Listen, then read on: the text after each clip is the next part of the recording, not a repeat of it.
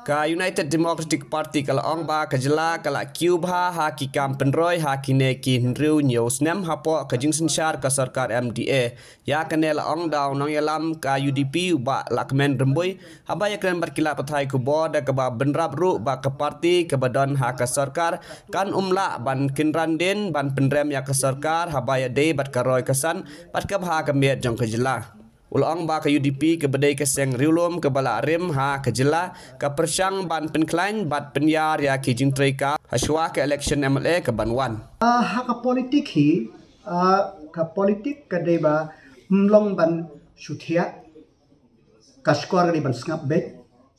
tengi kong ka parti hi ka jing ya join jong ki laingut sak NPP ngingim la ban komen namar ba katu kadek internal matar jongka NPP yangi UDP ke bangila banle kalong kum ka parti ngin kum ki MLA ngin persan ban tristom na mata jing pin jing pai ba ngin persan ban tristom na ka mata ka jing pin jing biang jong jalla kani kata ka jing kata ban shaweng na bam shaweng kata ka song ha ka how chairman jong MDA how chief minister ya kata ngamla ban komen Henry ngi kum ka parti ngin persang ban trei hala ka jong kam ha kan ko position ke bangidan ke mapi ke makadaw ngan ong ngi ka daw ko long tang kan ko we ba ki parti ki ba he ki don la ka jong ideology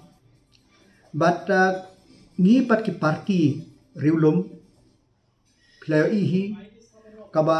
kamen hi kalong ba ki priu ki layo i ba kaya labun tuli ki election ngi constraint bitang po kasi jentia ka base jongi shagaro kabadan arab south li constituency kamdon tekane imat ka pelong ki we pat ki MLA ba ka parti UDP namar bakam dan base sakaro imat kanum lahi ban sinsyar marwe lada ni join ru kata ka digi i ka personal opinion ko jonga